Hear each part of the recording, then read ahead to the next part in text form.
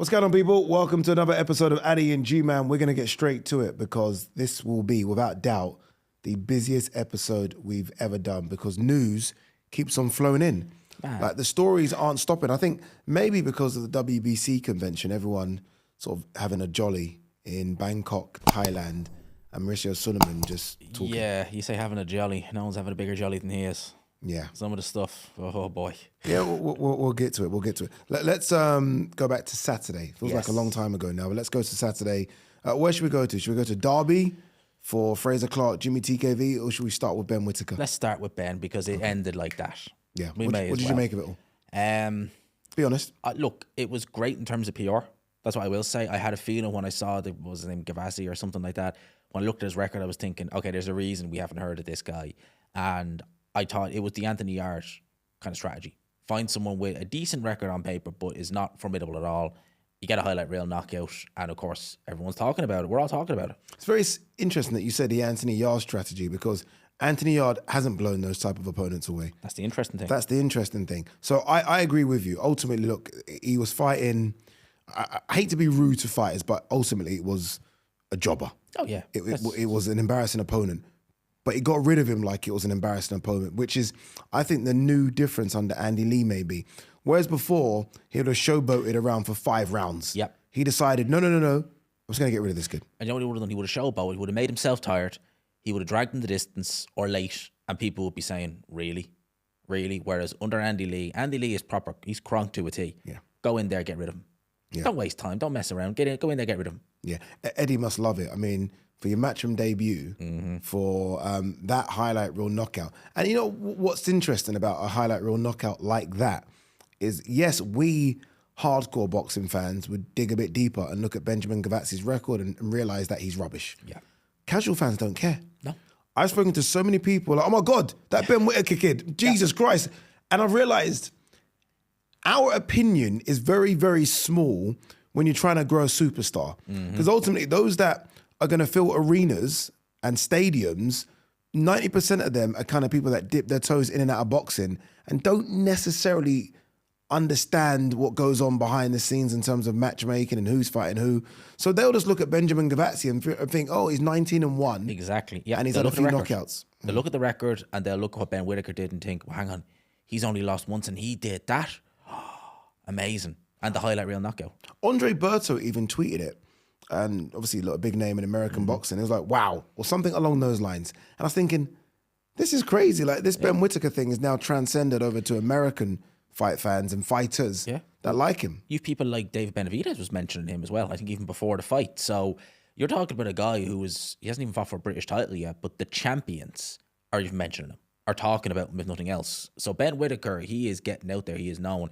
Eddie talked about him fighting on an American show sometime in the future. That makes so much sense. I didn't like it. Really? No? Didn't like it. I didn't like it. And it's interesting that you say so much sense because I'm like, you need to build him here. Yes. I don't think there's anything better than building a fighter at home before he goes over and fights in America, unless it's a name that we know in America. Like, there's too many. Like, I mean, we did our top 10 light heavyweight video the other day. He could literally fight 10 of those guys. Like, he could fight every single, removing Callum Smith from the equation. I'm like, if there are these many fights for him over here, why does he need to fight in America? No, why did Hamza Shirez need to fight in America? Hamza Shirez fought Edgar Berlanga in America. I know. So that's a big name. So if you're saying that, now don't get me wrong. And by the way, Hamza Shirez was underdog going into the fight. Now, if you're going to fight an Edgar Berlanga type name, then take my money. I mean, if you're telling me that Ben Whittaker is going to fight David Morrell or Kataev, then okay. But we know it's not going to be that. So if you're going to fight those type of lesser opponents, I think fight fans over here would prefer that to be the equivalent of Aziz Richards over here, as opposed to the equivalent of Aziz Richards in America, and we don't know who they are. Okay, but if you look at the domestic scene in America, it's much bigger, obviously a much bigger place. Surely we can find someone who is on that scene, who maybe we would have heard of yesteryear, who we know, and maybe Eddie would probably say it, we know is not, that guy anymore, like your Isaac Chalembas or someone like that. But, if Is he still around? I'm sure he still is. Jeez, Isaac Chalemba. Wow, he can't be fine. Someone akin to that. I mean, I'm sure there's guys that we haven't heard of in years who are still fighting, on the domestic scene in the US.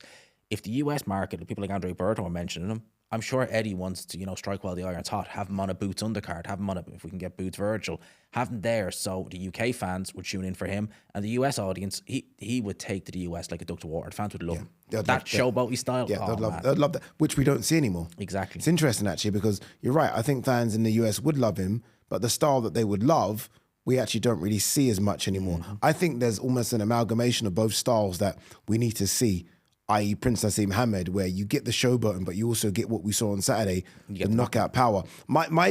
I guess my concern with him going to America, I'm not against it per se, because ultimately boxing is a worldwide sport. You should go everywhere, right, and collect your money. But my thing is, do we not see him take that British European route then? Because he had the WBC belt kind of draped over his shoulder, the silver, and we'll get to what the WBC want him to do. So it's almost like I would rather see him go the traditional route than do these jumps. I don't think he should fight Buatsi. We can get it now, actually. I don't think he should fight Buatsi for a #1 contender fight. I mean, it's crazy. He's not ready for that at all. You're jumping too much. Well, here's the thing, right? Buatsi looked so bad last time.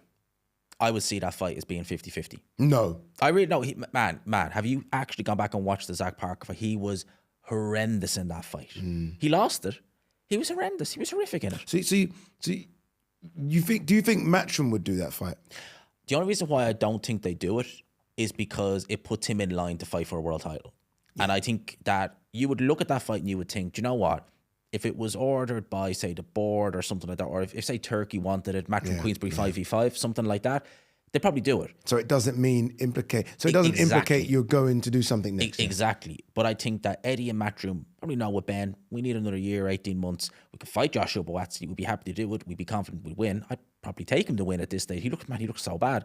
But then we don't want to put him in with Bivol Beterbiev. We don't want to put him in there Benavidez. Or Benavidez. You know what I mean? Like Benavidez. But that's what I mean. Benavidez comes down. We don't want to put him in straight away because then he's obliged to. And then we don't want to duck a mandatory, because if we fight for a mandatory and we don't take it, it kind of maybe looks bad on them. If you are playing the role of Ben Whittaker's manager or Eddie, what's the ideal fight next? A name? Craig Richards. Craig Richards, Dan Aziz winner. Yeah, it's the perfect one. It makes just so much sense. In particular if it's Craig Richards, because Matchroom versus Matchroom makes so much sense. You could, because obviously Richards is fighting in December in Nigeria, or Ghana. He's fighting in the Ghana show. Ben Whittaker wants to fight in March. Give Craig Richards a break or a little run out in February or something like that. Do it in the summer up in Derby, in London, because they probably do great numbers. You could do the O2 in that, and then we really get a sense of where Ben's at. Yeah, I like that fight as well. I think it makes perfect sense. I mean, I don't mind the Lyndon Arthur one as well. I think Lyndon Arthur's a good fight because Lyndon Arthur, although he looked really good against Bradley Ray, got hurt a lot in that fight. He's taken a lot of damage. So what I'm getting at is I almost feel like maybe Ben's getting Lyndon at exactly the right time after a couple of really hard fights.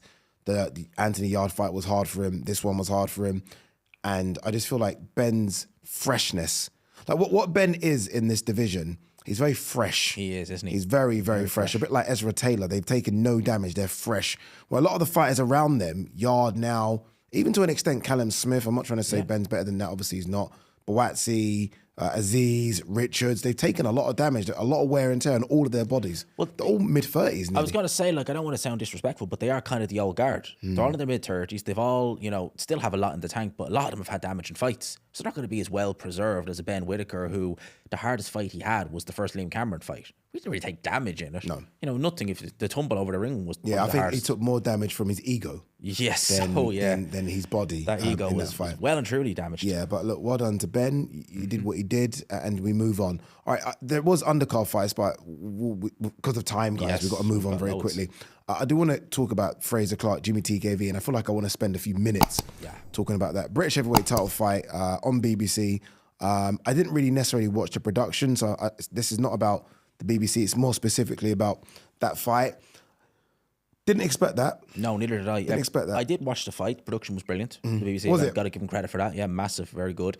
But the first round, I was thinking this is going to be. I think I even said it to you. I was like, the styles aren't going to mash. First round, you've got Fraser Clark throwing haymakers, throwing bombs, uppercut. Like, what's going on here? This wasn't what I was expecting. Yeah, it was really entertaining. I seen a lot of people say they didn't like it. They said it wasn't entertaining. I don't know what fight they were watching. TKV did clinch a bit, but once he kind of got into his stride, the clinching was next to zero. And it was so strange. I thought TKV was going to get taken out early because Clark was just lighting him up. And then after round 5, it just was like, gone, gas tank, none. To the point where in the 11th round, I'm worrying for Fraser Clark's health. Yeah. He was looking so bad. That was a horrific 11th round. Horrific. Even the lead up to that 11th round, but the 11th round in itself, the way in which he kind of walked back to the corner and then he's kind of slumping like that. And I'm thinking, okay, Angel Fernandez, you've got to pull him out. That's what I thought they were going to stop it. You've got to pull him out. I think TKV kind of showed his full repertoire. Yeah. He's always been known as someone that can box, but he almost leaves that in the gym. He's known as a good sparring partner. But now he showed he's got a good chin. He's clearly got a good gas tank, even though his body shape would suggest he doesn't. You wouldn't think he can take a punch and he can fucking throw punches as well. That's a really good win. But my concern in the immediate aftermath was Fraser Clark now in his last 4 fights. 18 months ago, he had the war with Fabio Wardley, which takes it out on you. Then he had the rematch with Fabio Wardley, which obviously damaged. Yeah, very badly damaged. Then he had the Tete fight, fine. And now he's had this one. So of his last 4 fights, 3 of them have been severely damaging to him.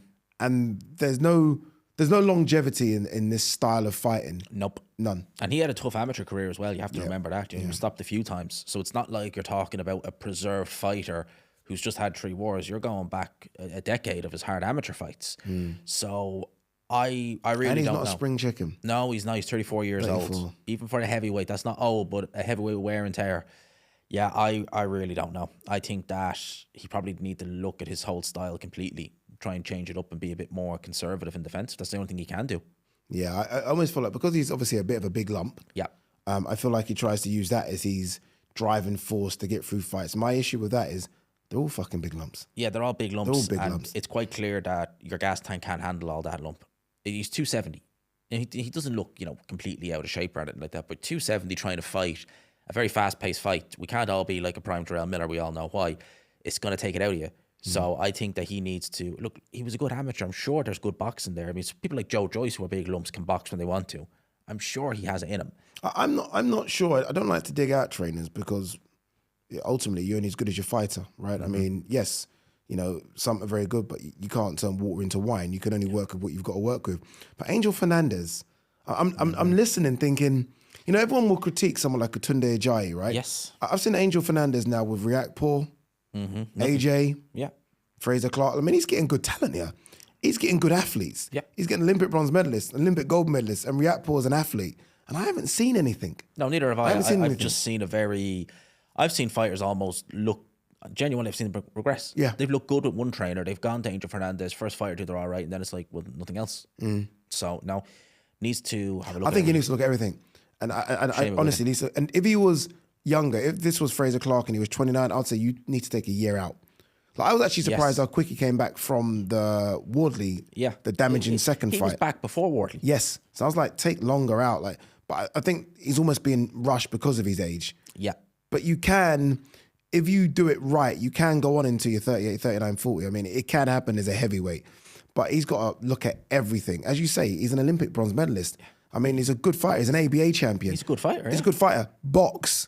Forget thinking you're going to steamroll everyone because you're going to come up against guys that you simply just cannot steamroll. I don't know what his aspirations were. I don't know if he thought he was going to be world champion, but everything needs to be a whole reset. Reset, I would say maybe have a look at Shane McGuigan. He's great with working with boxers. He gets them focusing on their strengths. So I'd say maybe look at him. No heavyweight in that camp, is there? Not anymore, as far as I'm aware. But he's had Dubois, he's had a Coley. That's good. And the reason I say that is because that's good. Because there's no competition. It's not like what Thing is going through right now. Ben Davison. Oh, God, this is good. Yeah, there are no heavyweights. So you've got that camp to yourself. So I think that's a good idea as well. If Shane can squeeze him. I know Shane's got quite a big team. All right, let's stick with the heavyweights. Let's talk about the greatest of them all at the moment. Alexander Usyk, who's starting to piss people off with his antics and yes, well, I've never been upset by Usyk. I'm like, what do you mean you want to fight Deontay Wilder? I was never upset with Usyk until I heard that. Yeah, and then I was like, hang on a minute, right? If you wanted to fight Andy Ruiz, if you wanted to fight Filip Hrgovic, I'd be like, okay, fair enough. They've got a bit of form. You want to fight a guy whose last win was against Terrell Herndon, looked awful in that fight. Knocked out in his previous 3 of his last 4 fights then, prior to that? Knocked out by Zhang, stopped by Fury twice, lost to Parker. Obviously, he got the Hellenius knockout win. And that was just Elenius, you know, who got knocked out by Joshua, 8-9 months later. Yeah, no. So, you know, I'm trying to find logic to it because he's a very logical person. Yeah, Like when I sit down with Alexander Usyk, he's very, you know what someone did tell me? Someone said, and I don't know if this is, I can't use this as an excuse, but you know, like in 30 years' time, this is going to sound a bit crazy. Like, you know, when you go through Muhammad Ali's resume, name, right? Not many people, though, will know where those guys were in their career when Muhammad Ali fought them. Yeah? Adding Wilder onto the resume, although we know now that means absolutely nothing, there could be people in 30 years' time that just see Fury, AJ, Wilder, and think, oh my God, he cleared out the whole division. It almost seems as though he's taken the name Wilder and putting it on his resume as opposed to the bronze bomber that we all remember. Right. With Muhammad Ali, it's a bit different because I think when he did fight guys like No. Bad example. Muhammad Ali fought them all and they were all legit. They were all in their prime. They're all in their prime. You look at Lennox Lewis, well, he fought Mike Tyson. There you go. No one counts that. What do you mean no one counts it? Most fans don't look at that. Like the Mike Tyson fans don't look at it. No, you're right. Lennox Lewis, They say really the Evander Holyfield wins. Yeah. Yeah. But they still say he beat Mike Tyson. This does say beat Mike Tyson, but and Mike Tyson was younger than Wilder is now, for God's sake. Everyone knew Mike Tyson was on the slide then. Everyone knew it. Wilder, it's the same. And with Wilder, I think that sense of invincibility was shattered by Tyson Fury in both fights. Do you almost feel then that he's just almost, I was going to say grown up. They're not that far away in age, but that's almost a fight that he wanted to have. I think so. Like AJ still wants to fight Wilder, by the way. Yeah, I just wonder if it's that. I think that when Usyk moved up to heavyweight, you got to figure it like this. It was AJ Fury Wilder. He'd be AJ Fury. So the only one left of the tripod is what I think the word I used to say it, is Deontay Wilder. And I think maybe Usyk being the type of guy he is, wanting to leave no stone unturned, even though he may even, we all know Wilder's not what he was. He might think, yeah, but he was one of the guys when I came into this division who was at the top. And I would feel like I've left the stone unturned by leaving him out. Yeah, still, and look, we're trying to find excuses for him, and we're both struggling. Oh, I'm not finding no excuses. It's just, there are no reasons for him to be fighting Deontay Wilder. Like, if I were to, and I'm not going to do it, guys, but if I were to do a top 15 heavyweight, maybe even a top 20, Deontay Wilder I don't think would make either list. That's how far away Deontay Wilder is from what he was. But if I'm Deontay Wilder and I'm Shelley Finkel, I'm like, what? I'll have that. I'll take that right now. Yeah. So you're giving me one opportunity to fight the unified heavyweight champion of the world and make money. I'm taking it. And it makes me believe that Wilder's known about this for a while because Wilder's done a few interviews recently and he said, yeah, I've got a big fight coming. And everyone was like, okay, it must be Ngannou, must be Chisora, it might be AJ. We were like, yeah. Maybe it is. When he's saying big fight, you're thinking, well, who? You know, makes sense. And the one thing I would say, Wilder hasn't looked himself for a long time. With the Fury trilogy fight was the last time he looked like himself, right? Maybe given the fact that there's a world title on the line, maybe that's the one thing that will bring him out of a shell. Nah, he's done. No, I'm clutching straws with that one. He can't even pull the trigger anymore. Against Terrell Herndon, he can't pull the trigger. He can't pull the trigger. He's training setups all over the place. Yeah. Mentally, I don't think he's in a great space. And I like Deontay, but I don't think, every time I see interviews of him, I'm like, is he okay? Is he going through stuff? Mentally, he's all over the place. This is awful. And it shouldn't be allowed for a world title because the queue of people that are wanting their opportunities is there. Wardley and Cabby are the obvious, but then you can still go down. Like, I'd rather see Martin Bacoli. I'd rather see F.A. Jaguar. Do you know what I mean? I'd rather see a Talma. Yeah. That exactly. Chisora deserves more of an opportunity. Chisora's got some good wins. Yeah. You know, at least he still, it's still has dog in him. Honestly, it's crazy. It really is crazy. The WBC convention is happening. Yes. That's where Alexander Usyk sort of made that claim about fighting Deontay Wilder. And one of the big things that have come out of it, there's a lot that's come out of it, and we'll get to all of this stuff, but I think one of the biggest things is that Terence Crawford has been stripped of his WBC super middleweight title for refusing to pay the sanctioning fees. Can't blame him. Yeah. I've said this before about the WBC. The WBC give certain fighters carte blanche to do whatever the hell they want. Tyson Fury, Canelo Alvarez, But they pay their sanctioning fees. They pay their sanctioning fees, right? Yeah. But what example are you setting to people who want to fight for your title? Is that where my money is going towards? No mandatories being called? Fighters being allowed to sit on a title for 2 years without defending it? Fighters retiring and then coming back, getting an immediate shot? Fighters not fighting at one division for 4 years and being made mandatory after one win of a guy who was completely weight trained. Do I really want to pay a chunk of my purse to that sanctioning body? No. There you go. I think the elephants or the chickens have come home to roost. Yeah, I don't know why I'm split on this. I'm not, in case you can't tell. Huh? I think he's done 100% the right thing. Yeah, no. Look, I think he's done them correctly, especially considering that he's got what he needed to get. Yeah. He got a picture of the belt. It became undisputed. Fine, I don't need your belt. It's very unlikely that I fight at 168 anyway, so I don't care about necessarily fighting everyone. And I'm not the biggest fan of the WBC as well. What they have said is obviously the amount was 300,000. They said that he got paid around 50 million for the fight. Normally their sanctioning fees are 3%, but they said, okay, we were going to waive that because 3% would be a ridiculous amount of 50 million. So I think they said they took it down to 0.6%, which is 300,000. And 200,000 of it was supposed to go to look after old fighters after they retire. You know what it is?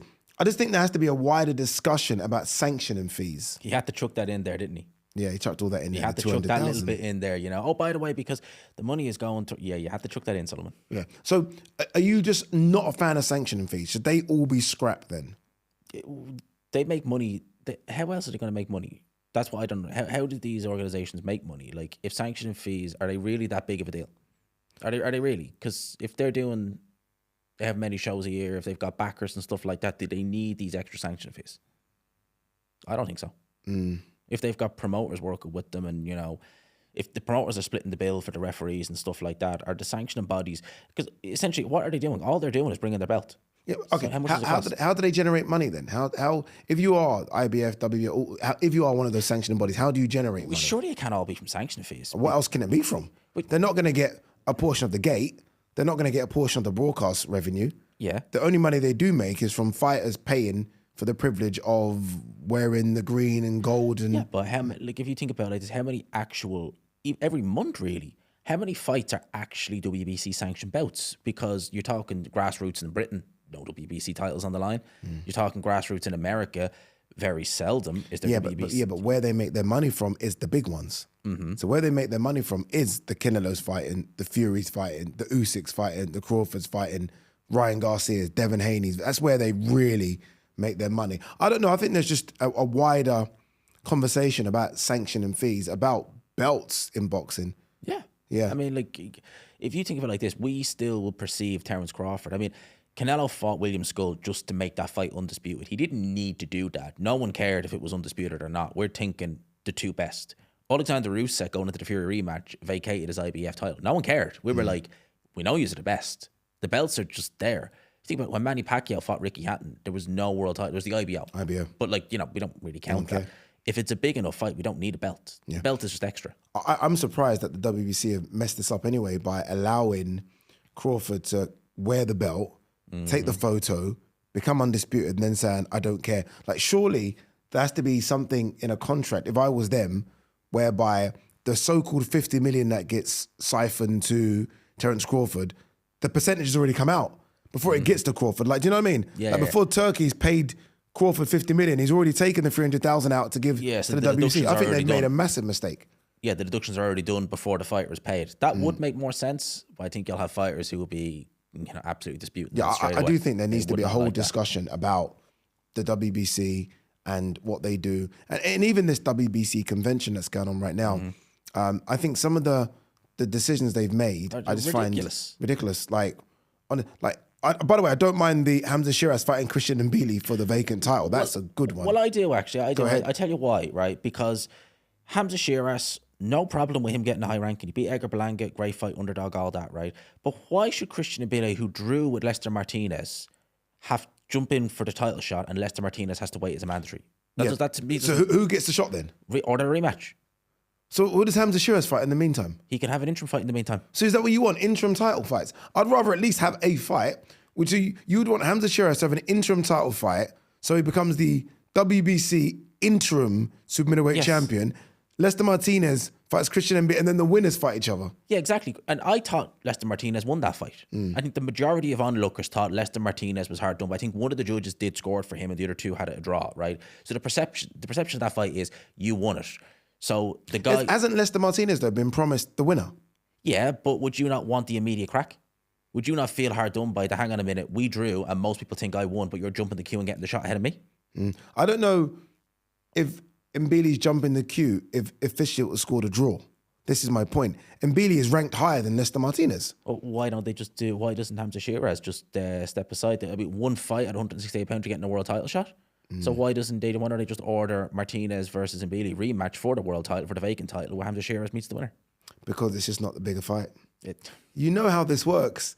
I know. I know you're frustrated, but ultimately, Hamza Shirez versus Mbili is financially a bigger fight for the WBC. And by the way, it's a great fight. Hell of a fight. It's a great fight. Hamza Shirez wins that fight for me. Yeah, Hamza Shirez could stop Mbili. Oh, I think he will. Yeah, after seeing what Lester Martinez did, Hamza Shirez could cause him some serious problems. Way too open. So that's my thoughts on that. But look, it's a great fight.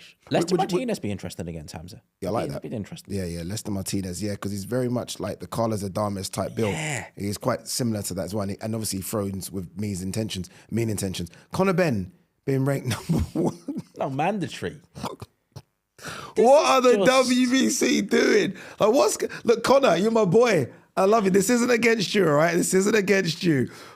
But this is a crazy decision. So Conor Benn has not fought in the welterweight division for 4 years. And like mandatory. The WBC say, I was actually listening to Mauricio Suleiman's speech. I'm like, what the fuck are you talking about? Yeah, I think that every time he opens his mouth though. What are you talking about?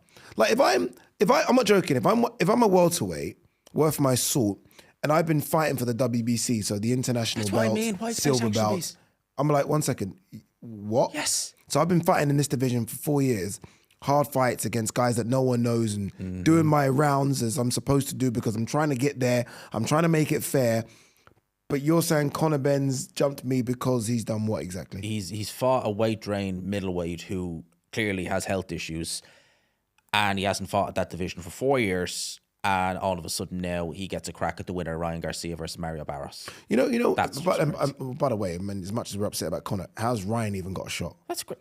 Ryan's coming off a loss, and his last fight was a no contest because he failed a drugs test. Yes. So let me understand Ryan's plight. So Ryan is coming off a loss, and his fight before that was a no contest because he failed a drugs test. So he's coming off a year ban and a defeat, and he gets a world title shot. Make it make sense. This is why Crawford was like, fuck your belt. Yeah, that's what I mean. Fuck your belt. I'm not playing this game with you guys anymore. And just on OLEKSANDR Usyk, the WBC have granted him a voluntary. So Ade Gman is sitting there with that, like, what am I going to do now? Just keep fighting? You know what's crazy? Have you ever watched these conventions before? No. Okay. I can't bear to watch it. What I find crazy, and I watched a bit of it, they're the most wildest things in the world. So someone goes up and lobbies on your behalf. Mm-hmm. So your manager or matchmaker will go up to in front of the WBC panel and will lobby as to why you should be fighting for their belt or you should be interim. I'm like, how does that make any sense? Like, no. There shouldn't be no lobbying. It should just be a case of it's a league table almost. You beat him, you beat her, you're next in line. What's the lobbying about? And how are you going to lobby? Like, so I'm lobbying for Ryan Garcia. So why should he deserve a title shot? Well, he failed the drugs test, has a no contest, and he lost his last fight. Brilliant. There you go. You get a world title shot. Yeah, it's a bit wild. How do you do it? Like, I mean, what are you going to turn around and say? Like, oh yeah, he did all that, but he likes you. So there you go. You can have a world title shot. Yeah, I think this is why a lot of people scream about the Ring Magazine belt being the belt that they only care about. And whether or not that's true or not, I don't know. And by the way, we're digging up the WBC. All of them do this. But the WBC are the worst for it. I think they're the worst because they've got the loudest and biggest spokesperson. Like when you ask people about who the other, like no one cares about the IBF convention. No. The WBO, the WB. Do you know what I mean? The WBC had Mauricio Suleiman and his dad before who seemed to be, and not only that, but fighters always talk about the green and gold belt. Yeah, it's legendary. It's iconic. Yes. And that's the one that Lennox Lewis spoke about it. Everyone, if you say to any fighter, if you could win one of the world titles, which one would it be? WBC. WBC. They all want the green belt. Everyone big green belt. It. Yeah. And that's why they're so powerful. But I will say this in their defense, and it's a very small defense, they do a lot for fighters. I've spoken to Mauricio Sullivan before about fighters that have injuries, fighters that retire early because of injuries, and they do support them financially a lot. I know you might, but it means something because a lot of these fighters, as we know, as soon as they get past a certain portion of their career, they're discarded. They're discarded by fans, discarded by promoters, and sometimes it's the WBC who kind of step up and help them through that sort of murky water period. I know you don't care about that. No, it is a good thing, right? But for every good thing they try and do, they do some other things that are questionable. You know, we do the clean boxing program, except if, you know, this fighter fail, no, we're going to discard that. We're going to do, you see what I mean? It's like, we're trying to make the sport cleaner, safer. Oh, well, he's popped.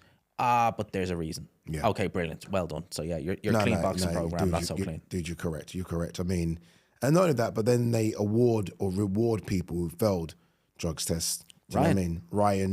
Ryan's the obvious one. I know some people are going to scream, Conor.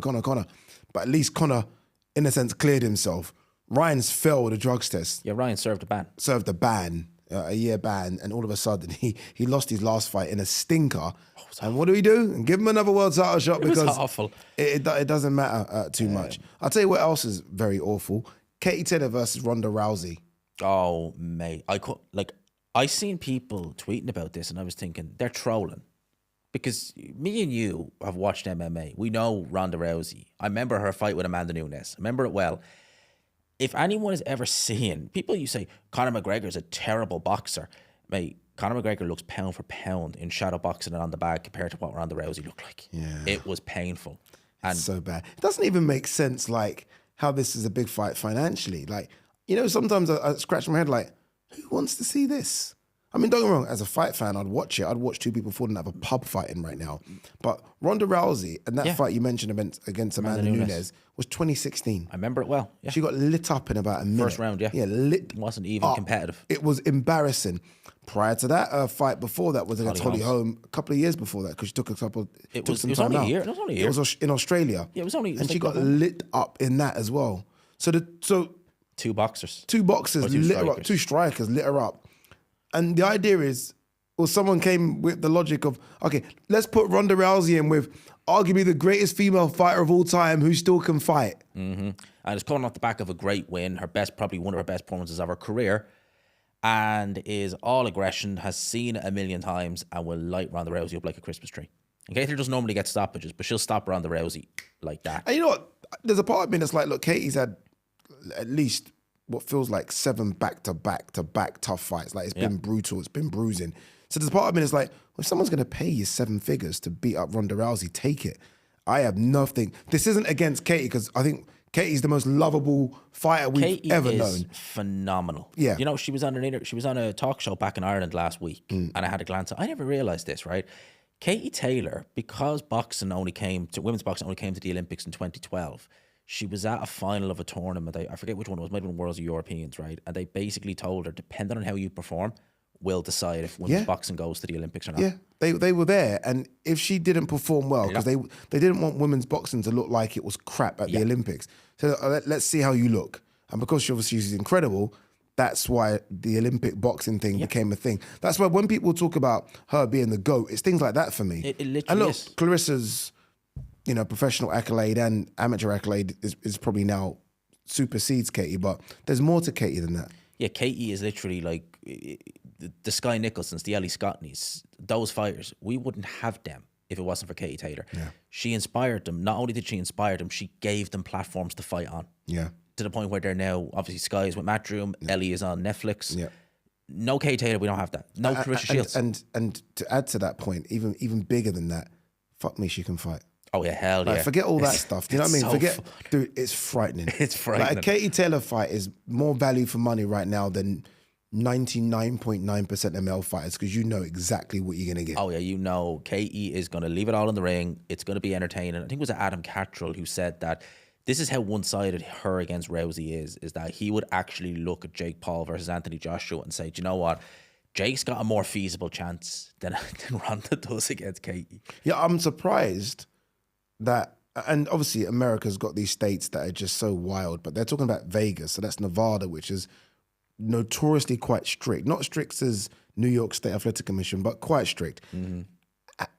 How you would allow someone who is a judoka specialist. So that's her thing, judo, fight someone that is at worst, pound for pound number 2 female boxer on planet Earth right now and has never ever dropped below number 2 to fight Ronda Rousey. How that can be sanctioned as a proper fight is beyond me. They probably would. I mean, they sanctioned an MMA and mixed martial arts. Who is the striker in that genre, but it's not Queensberry boxing. What, Conor? Yeah, they did that for Conor against Mayweather. Yeah, but at least with Conor, he'd come off at least a fight for 6 months prior. Yeah. And he was still very much in his prime as an athlete.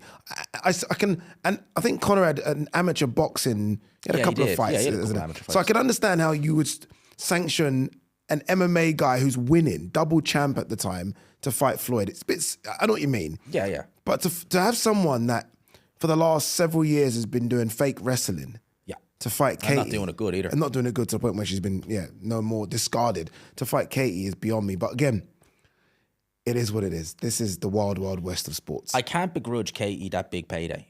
Yeah. Because I think that... Will it be that big? I think Is it a would. big fight? People have short memories.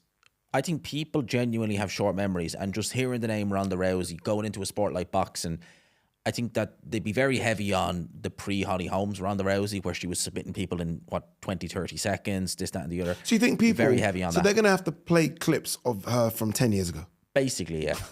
That's Black and white TV. Black and white TV, rose-tinted specs on.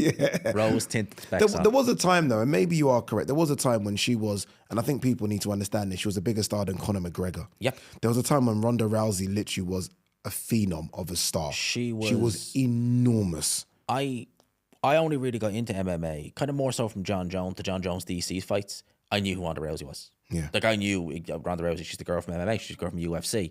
Remember she was calling out Floyd Mayweather back in the day? Yeah, which is kind of crazy. It's crazy when you think about it now. Respect to Ronda for wanting this as well, by the way. Because Ronda's not short of a few quid. I mean, No, she's the definitely bank not. balance can't be empty. For her to even think of, I've never boxed, and the last time I tried to strike, I got knocked out in a minute, and I haven't actually had a physical fight for nearly a decade. I want to fight Katie Taylor. Well, it's gutsy, because, again, she can easily go back to wrestling, and she's not doing that. If she does do this, she's deciding, right, I am going to go in. And the thing about Ronda is she'll give it her all. But surely she knows who Katie, she definitely knows who Katie Taylor is. Of course she does. Definitely does. But I'm sure she must look at I her. wonder and if they've just think, sparred. Oh, God, no. Oh, you wouldn't. No, I wonder if they've sparred like a decade ago when I know you say this, but when Ronda was the top of the pile, she could have gotten any sparring partner she would have want. Like Ronda was bigger than any female boxer back then. Oh, yeah. I wonder if she called There in. was no real female boxing in a mainstream sense back then. Yes, I wonder if maybe Katie did go in for sparring, maybe just to see in the lead up to the Amanda Nunes fight. Held back or something like that. Maybe Ronda thinks, okay, I held my own with her, I can handle it. Well, it'll be a different story on fight. That would do good numbers on Netflix. Good numbers. Or the Zone. Or the Zone. All right, that's silly season. Let's get to the real stuff now as we kind of round up here. Shakur Stevenson versus Teofimo Lopez done. Wow. End of January. New York. They haven't said where, the Barclays or Madison Square Garden. I've just seen the poster has said New York, which is interesting because for me it has to be MSG, but I'm happy with the Barclays as well. Oh, that's MSG if ever I seen it. Yeah. MSG, that's going to be brilliant. Yeah. I'm so happy. January's a crazy month. We're hitting the ground running in January. Yeah. That's going to be phenomenal. Yeah. Shakur versus Teofimo Lopez. I love it. What's a bigger fight that can be made that's better than that right now? Benavidez Bivol? Benavidez Bivol, yeah. Is it bigger? No. I would say Is there maybe a bigger fight? I was going to say Boots Virgil, but it's not as big. It's not as big. No. That's the problem with it. Obviously, Fury AJ. But Fury AJ is probably the exception. That's it. And Junto Nakatani versus Inoue. In Asia? Yeah, in worldwide. Asia. Worldwide appeal? Hey, mate, the numbers in Asia are probably fucking bigger yes, than I know. number of boxing fans right now in Asia. Probably supersede that in America. This is an incredible matchup. I think it's going to be fun. I've said it once, I'll say it again. I make Shakur red hot favorite going into this fight. You said that about Canelo. Yeah, I know. I mean, not saying you can't get it wrong, but red hot favorite moving up in weight, taking on Teofimo Lopez. Yeah. See, look, I make Shakur a favorite because he's unbeaten, so he doesn't know how to lose. But I've seen a couple of performances from him. Well, he's had a couple of performances where he's definitely not set the world alight. He hasn't needed to. Against William Zepeda, The scorecards were ridiculous. It was competitive. But I don't... Teofimo's not going to do that. He's going to try and look to... He's not going to be as... He's not as aggressive as he used to be for whatever reason, right? Because he doesn't need to be. He doesn't need to be.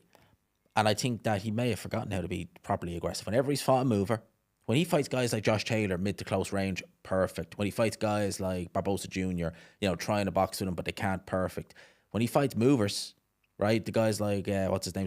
One second. Name me a better mover than Vasily Lomachenko.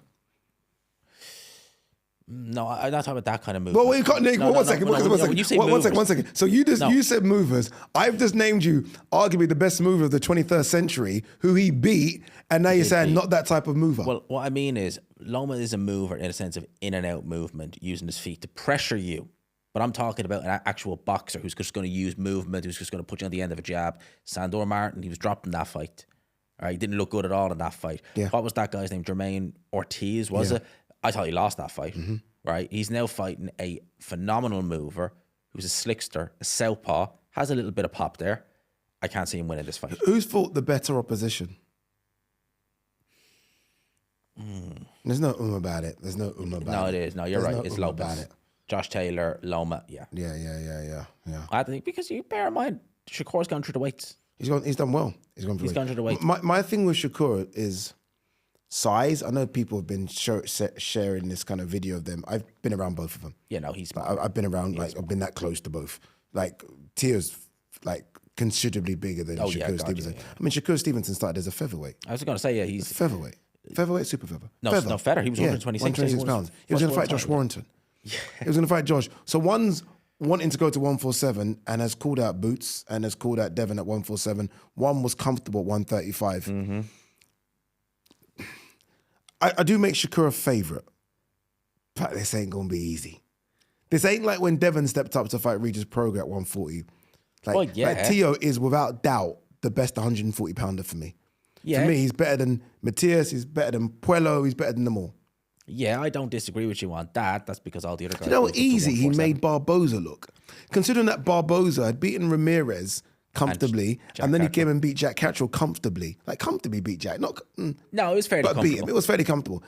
Literally, he made Barboza look like a B-class fighter, who a few months earlier made Jack Catterall look like a B-class fighter. Tio, when there is pressure on, that boy seems to find something. That boy seems to find something. That is the one saving grace he has. Because whenever there's not been pressure, like against Kambosos, like against Sandor Martin, people like that, where you just look at that and you think he's gonna win, he's expected to win, he either loses or he makes that fight a damn sight harder than it needs to be. So that's the one thing. He is a big occasion fighter. He's a very big occasion fighter. He will be for this fight. He'll be amped up, he'll be roiled up. But I can't say it. Should we go through a very basic checklist here? Okay. Speed? Shakur. I think Shakur is slightly faster, yeah. Do you? Yeah, no, I'd say it's much of a muchness, but I'll probably give the speed. Power? Oh, Tio, definitely. Tio, definitely, yeah. Experience? Lopez. Ring IQ? Shakur. Yeah. Lopez can lose himself in there a little bit. Yeah. It's going to be a close fight, this one. They're evenly matched. Yeah, I think so. But I just think that... I don't know, I just think... If Shakur... I've always wanted to know if Shakur... Because there was a time when Shakur was coming through and I was like, my God, this is the next Floyd Mayweather. Yeah, he was looking amazing, wasn't he? You need to beat Tio. If you are that, what I think you are, which is he's always around Ward, Crawford and Floyd, right? He's always in those pictures, always got a picture with those guys. If you are to be a part of that crew, you need to beat Tio. How good is Shakur? We'll find out. If Shakur is what I think he is, which is eventually the pound for pound number one, this is your acid test. It wasn't Oscar Valdez. It wasn't Zepeda. It wasn't any of those guys. It wasn't Jamel Herring. It's this. Yes, because I think we expected him to beat all those guys. Yes. Now, I expect him to beat Teofimo Lopez, but the consensus is this is a 50-50 fight. Those other fights weren't. They might have been good fighters in the division, but everyone knew what way those fights were going to go. This on paper could go a bit different. And the consensus in Tio's tough fights was he was underdog. Yeah. Underdog against Josh, underdog against Loma, and found a way. He did find a way to win. Found a way to win both. Yeah, he is definitely the quintessential big occasion fighter. Because whenever he's been favoured, he's made life hard for himself. Yeah. If this fight doesn't sell out the O2, MSG, if it doesn't sell out Madison Square Garden or the Barclays, then there is a problem with boxing in America, because you're not going to get these two will talk trash all day long. The press conference is going to be phenomenal. Amazing. Face-off is going to be phenomenal. Again, with Shakur, that means you almost get Terence Crawford by default. You get Teofimo Lopez's dad. Matchroom are the ones that are doing the show. So you get Eddie, who will then sell it as the greatest thing since sliced bread. Yeah. If this doesn't sell out MSG, then maybe boxing is broken in America. I'd be very surprised if it doesn't. But as you said, if it doesn't, then that's we have a serious problem. Yeah. That is the quintessential, what the F is going on here? Because you were talking about, as you said, 50-50, in their prime, trash talkers, everything, the red carpet being rolled out. That can't sell out MSG. That's a problem with American boxing. Does the winner fight Devin? So that means Shakur going up another weight class, which might be too much. Tio would 100% go up the weight class. Yeah. I just wonder if that's the super fight in the summer in America. The problem is, I think that even though they announced Ben as mandatory, they want to do Devin versus Ryan rematch. You think? I think that's a given. Yeah. If it's Shakur... For 2 belts, unification fight. Exactly. All that beef. Never mind Conor Ben being, that beef would just sell it. Devin is so solid at 147. He would just, I think 140 is the limit for Shakur. So if he did go up and fight Devin, I would 100%, I'd watch it, but I'd be making Devin favourite. Teofimo Lopez, he'd fit like a glove at 147. There's a couple of boxers on the outside looking in, and I'm thinking, how do you guys get involved in this? The one, the superstar of all superstars, is Gervonta. Oh, yeah. Yeah, and then there's Keyshawn. I'm like, how do you get involved in this, Keyshawn? Because there's a lot of talk about Keyshawn Teofimo. There's been some talk about Keyshawn versus Frank Martin, who's fighting on the weekend. Yeah, on the weekend. The PPC show. So I do wonder how either of those guys get involved. But what we do know is there's an exciting crop of American fighters that, because of Turkey, let's be honest, are now fighting each other. And also, I think it's important, and a few people have mentioned this, it's in America. It's in America. If this fight was in Saudi, it wouldn't have the same glitz and glamour that it's going to have at MSG. No, they're going to roll the red carpet out. New York, big fight night, the Mecca of boxing. The Mecca, it is the Mecca of boxing. DAZN, please. DAZN, listen. I know you're saying it's an American fight, you need an American team. I have to be doing this fight. There's no two ways about it. Don't give me none of that nonsense. I have to be doing this fight. I do. I have to be doing it. All right, one fight that I would love to do, I don't think it's going to happen, but the WBC have ordered it. Moses Itauma versus Lawrence Aoli. Random. Very random. Very random. Very random. I agree. I don't think it'll happen. I think Moses is going to go down the WBO route. Yeah. I think. Why do they order these things? Especially when you can kind of look at it and say it's not going to happen. You know. My question is, one, why are you ordering this when you've got an interim champion in Caballel, and why are you ordering it between two guys? One of them has had 3 rounds this year, and the other guy has had 10 rounds this year against Kevin Lerena. Yeah, the easiest fight to order is Aoli Caballel. Caballel fights in January. Aoli fights 19th of December. They're basically fighting 3 weeks apart. They fight each other. Dong. And both of them would agree to the fight. Without a question. Both Queensbury. Yeah. So Frank wouldn't have an issue. Frank could be just like, right, slap your heads together, let's get it done. I just think it's so random. And it's one of those fights where you're ordering it and you're like, well, why are you ordering it? And you know they're not going to fight one another. No. They're going completely different paths. Makes no sense. Yeah. Aoli wants it. Aoli wants it. Yeah, I would know that for a fact. I would take Itauma to beat Aoli. I would take Moses Itauma to beat Lawrence Aoli. I would. I think that speed, power, strength. Listen. Strength? Yes, strength. I think Lawrence Aoli is 6'5". Yes, God knows how he made cruiserweight. But man, he's not exactly, I mean, he's and he looks even bigger now. Just see him in the sparring with Jake Paul. Yeah. He's got to be in the mid 270s. Yeah. Right? He is not going to be able to ragdoll a naturally 250-pound man who's in the peak of his career in terms of physical athleticism. He's not going to be able to ragdoll him. There's no way. And the problem is, right, a heavyweight being that heavy, right? He didn't have to do much against Kevin Lerena. I know he had the injury, but he fought at his pace. He was comfy. He knocked out that German guy in a round. What if it gets tough? What if it gets, we say about Itauma, but we've never seen Aoli. Aoli was able to manhandle guys at cruiserweight who were probably 30 pounds lighter than him, What happens when he's in there with a guy who's naturally stronger? You know what's interesting? This, and I pray to God we're not wrong about Italma. Because even listening to you there, for someone that we've only seen have 3 rounds in a year, what we'd say about him, I mean, it's like the second coming of the superlative. I've never seen anything like it. Like the superlatives around Italma are insane to the point where if it does go bad, I mean, there's going to be an egg on every single person's face, not just yours, me, everyone. Because what we like the way in which you just said he's stronger than Aoli and he does this, I'm like, we ain't even seen him more than for 3 rounds. We've not even seen him get hit on the chin. No. We don't even know if he's got Bambi. Like, we have no idea. I think that he is very special. I think that we've seen enough, not so much, but we've seen so much talent. We've heard the stories from Lawrence Aoli when he was 15. Yeah. I was in the gym with him, a 15-year-old boy. Wait, so honest question. This is going off tangent here. What heavyweight do you think beats him then? Italma. Moses Italma. Usyk. Yeah. Definitely beats him, I think. When I look at the top 10, I would have a hard time, genuinely, for me, other than Alexander Usyk. Tyson Fury would. If he came back, I'd pick Fury. Yeah. You don't think Caballero beats him? No.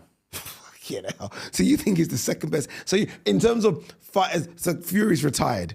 So in terms of active fighters, you think Moses Italma right now is the second best heavyweight in the world? I would say I think Alexander Usyk beats him. And that's it? I think that, obviously, Fury no longer here. I think Dubois might have a good chance. Yeah. Because Dubois would just say, the hell with it and just go for it. Yeah. I don't think Fabio Wardley would. I think Dubois is a little bit technically better than Fabio Wardley. I think Italma would just, and Italma obviously they're in the same gym. So maybe Dubois. So I'd say, let's just say, okay, Usyk and Dubois. Anyone else? On his day, Frank Sanchez. That's it. Bacoli? No, God, no. Oh, God, no. Not now. God, no. Not now. All right, let's wrap on this one. Does boxing, and I guess this is a rhetorical question because I know the answer to it, but does boxing have a PD problem? Yes. The latest person to fail a test is Janibek Alamkanali, the current WBC middleweight champion who was supposed to be fighting Arislande Lara in a unification fight. And all of a sudden, he's pissed hot. Well, I'd like to say I'm surprised, but I'm not. This is a guy who, 2 or 3 fights back, was hospitalized trying to make weight. And that's normally an indication, move up in weight. Instead, he decides, no, I'm going to stay at this weight and I'm going to look even better. Okay, there's nothing suspicious there. And stronger. Yeah. Nothing to see here. And look, this is, I'm certainly not a doctor. I'm certainly not a chemist. I don't know these things. But the acne on his back. Yeah. I mean, you know, it's like an old school steroid thing, isn't it? And it could be something else completely different. It might not even be steroids. But when I see acne appear on someone's back at a certain age, I'm like, the fuck's acne on your back? Do you remember Carlos Quadras? Of course I do. The flyweight. Yes. He always had acne on his back. And I'm nearly sure he failed at least one test. Yeah. So, like, you know, it's not a smoking gun. But, like, you know, the signs are there. You know, even I know that. All right. Percentage of top boxers that you think, and when I say top, I mean top 10 in the division, that you think are on PDs? 80, 90%. It's mad, isn't it? But we say that with confidence. We don't say that as a figure just trying to be, you know, controversial and exaggerate. No, we can confidently say that. You know, confidently? Oh, man, I'd be amazed. You know what's horrible about that is you almost want to just feel like they're in there fighting each other and it's trainer, it's nutrition, it's sparring, and may the best man win. Exactly. But when you have people coming out and saying, you know, if you do get caught, you're an idiot, that tells me that they've insight. That tells me that they know there's an enormous amount who just know how to get around these tests. And that's scary. That's frightening when you people saying, oh, yeah, if you get caught, you're an idiot because it's so easy to get around it. That's frightening. What scares me is even if they do get caught, i.e. Ryan, and not just Ryan, I keep digging at Ryan, like 100 different names, a year suspension and what? Yeah, there's nothing to like, deter you. Literally, there's nothing to deter you. Like, but I was a professional boxer now, and I'm hearing that Fighter X is taking something. It's difficult not to say, okay, give me a little something as well. Yeah, if you hear, because I'm sure they hear it in camp. If you hear a rumor that, you know, Fighter B is taking this, you know, he gets around it with this. Or even right, worst case, you hear of gyms. Yeah. So it's no longer Fighter B, it's whole gyms that you hear. Like there's gyms I don't want to mention whereby you think, okay, there's so much going on in that gym. Yeah. Or you see a performance from a certain fighter, he then goes to that gym or goes back to the gym, and all of a sudden he's looking like his old self again. Nothing to see there. It's crazy. And you hear, as well as that, you hear about like people like Ryan, but then you also hear people like Johnny Nelson say things about silent bans. So what, is it so bad now that people are popping and we're not even knowing about it? You know? Because I remember it was a Boxing King media last year. Johnny Nelson said that he knew at least 3 fighters over the last like 2 years who'd served silent bans. And you're like, well, hang on a minute, right? It's bad enough that we're hearing about this, but now it's happening and people aren't even hearing about it. Yeah, and by the way, just to clarify on that silent ban thing, so basically what it means is if you see a fighter not take a fight for 10 months and you're wondering what's going on, it's basically on a ban. Yeah. That's the thing. And so nowadays you would never know because most fighters is once a year fight. Exactly. So well, Devin Haney lost that fight. He was clean. And he was out of the ring for a year as well. That's not saying, of course, he wasn't on a silent ban, but you know what I mean? Like, there was no, he served essentially the same ban for doing nothing. Yeah, it's a horrible, horrible sport. It's a sport that we love, but it's a sport that's very, very crazy. Damn. All right, guys, we've done a lot there. That was a big video. It was a long video as well. We tried to cover as much as possible. Hopefully you guys have enjoyed it. There is, fingers crossed, a big sponsor coming. A big sponsor could be coming back. I have no idea what's going on, but hopefully some big news in the next couple of weeks. Do me a favor, if you are still here and you are watching to this point, which means you're very, very hardcore and a bit more crazy than myself, the link to G-Man's channel was in the description. Go and subscribe. We just got over 28,000 28K. 28,000. Finally. That's a lot, you know, by the way. Yeah, 28,000. When you think about that, imagine 28,000 people in a stadium. Oh, you're filling like, you know, a championship side. That's how many subscribers you've got. Yeah. Well, basically, I've got like the new camp. That's what I've got. Oh, yeah, you've got full Wembley. I've got Wembley and more. Fury, Joshua, and Wembley, you have that. Yes, I have that right now. But no, guys, look, we appreciate it. We appreciate all the support as well. Loads more content coming your way. And I just want to say thank you. Peace.